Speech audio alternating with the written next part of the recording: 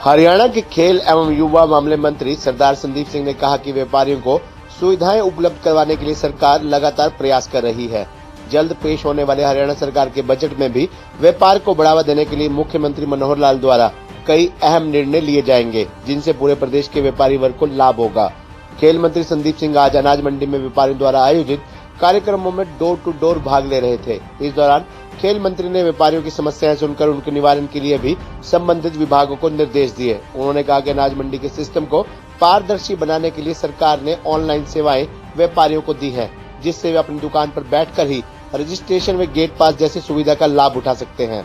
इसके साथ ही मेरी फसल मेरा ब्यौरा पोर्टल शुरू करके सरकार ने किसानों को भी फायदा पहुंचाया है।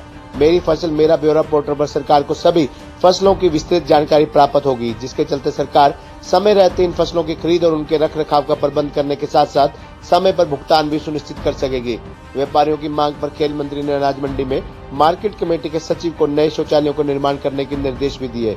उन्होंने कहा कि शौचालय का निर्माण 1 सप्ताह के अंदर शुरू कर दिया जाना चाहिए। इसके साथ ही उन अधिकारियों को भी खेल मंत्री ने चेतावनी दी जो सीजन के समय में व्यापारियों को परेशान करते हैं। उन्होंने कहा कि यदि किसी अधिकारी की शिकायत मिली तो उसके खिलाफ सख्त कार्रवाई की जाएगी। इस मौके पर व्यापारियों द्वारा खेल मंत्री का जोरदार अभिनंदन किया गया। कार्यक्रम में पूर्व मंडी प्रधान विनोद बंसल, तरनदीप सिंह वड़ैच, भाजपा जिला सचिव राजेंद्र बाकली, अनाज मंडी प्रधान नंदलाल सिंह, गुरप्रीत कंबोज, रामकिशन दुआ, राकेश पुरोहित, विंकल चौबे, लखविंदर सिंह, प्रवीण कालार, साहब सिंह बाजवा, रतन सिंह वीर, गीता डाबर आदि मौजूद रहे।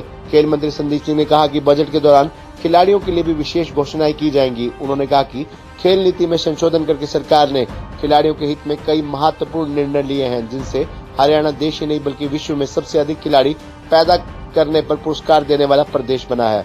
मुख्यमंत्री मनोहर लाल खेलों के जरिए हरियाणा को अंतर्राष्ट्रीय स्तर पर और अधिक ऊंचा पहुंचाना चाहते हैं, जिसके लिए दिन रात काम किया जा रहा है।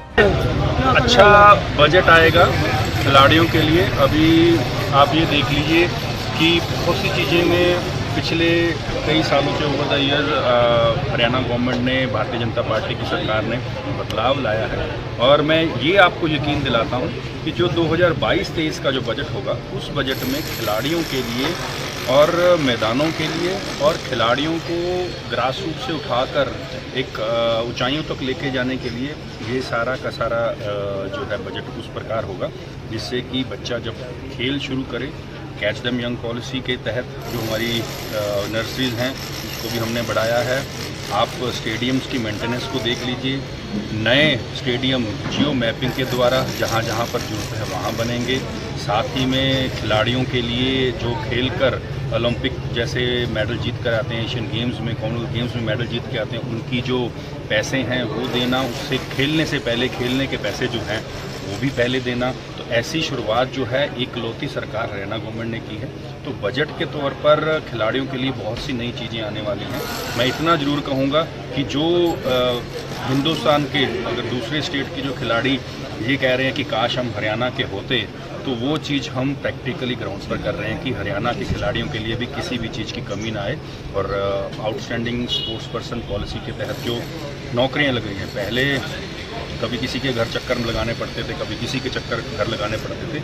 आज ऐसा युग है कि वो मेडल जीत के आते हैं तो उनको अप्लाई ऑनलाइन ही अप्लाई करना है और उनकी ऑनलाइन ही उनकी जॉब का जो है वो पक्का हो जाता है। क्योंकि पहले होता था कि खेलने के बाद, जीतने के बाद भी उनको नौकरी नहीं मिलती। तो ऐसी पॉलिसी जो है वो पारदर्शिता के साथ हरियाणा सरकार ने लेके आई। तो ऐसी कई नीतियाँ अगर मैं बताऊँगा, सुबह से शाम हो जाएगी। कुछ माइक्रो लेवल पर कुछ चीज़ें विजिबल होती हैं, कुछ चीज़ें इनविजिबल होती हैं।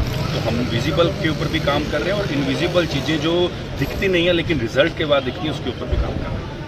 संदीप जी, इस तरह से पिहोवा के लिए क्या कुछ नई सौगात लेकर आए हैं? देखिए, पेहवा के लिए काफ़ी चीज़ें हैं, चाहे वो अर्बन लोकल बॉडी के अंदर आती हैं, चाहे वो PWD की आती हैं, चाहे वो मार्केटिंग की आती है, चाहे वो पंचायती राज की है। तो उस प्रकार पूरे हरियाणा के, अगर हरियाणा की बात करें और पेहवा की बात करें, तो उस प्रकार कई ऐसी नीतियाँ माननीय मुख्यमंत्री जी ने बनाई है। और सौगात जो है वो आपको जिस दिन बजट पेश होगा उस दिन पता लग जाएगा कि माइक्रो छोटे से छोटे परिवारों के लिए और बड़े से बड़े उद्योगपतियों के लिए जो स्कीम्स माननीय मुख्यमंत्री जी लेके आ रहे हैं, जिससे कि पेहवा के नागरिक को, हरियाणा के, अगर हरियाणा की बात करें और पेहवा की बात करें तो उस प्रकार कई ऐसी नीतियां माननीय मुख्यमंत्री जी ने बनाई है और सौगात जो है वो आपको जिस दिन बजट पेश होगा उस दिन पता लग जाएगा कि माइक्रो छोटे से छोटे परिवारों के लिए और बड़े से बड़े उद्योगपतियों के लिए जो स्कीम्स माननीय मुख्यमंत्री जी लेके आ रहे हैं, जिससे कि पेहवा के नागरिक को, पेहवा के निवासी को जो चीज़ें का बहुत टाइम पहले विकास हो जाना चाहिए था वो विकास है। संदीप जी, क्या आपकी बार जो चुनाव होने वाले हैं तो बीजेपी और जेजेपी का गठबंधन उम्मीदवार तारीख है? देखिए, ये हमारी हाईकमांड का निर्णय है, वो निर्णय लेंगे हम उसी को बताएंगे। खबरनामा हरियाणा के लिए पेहोवा से अभिषेक पूर्णिमा की रिपोर्ट।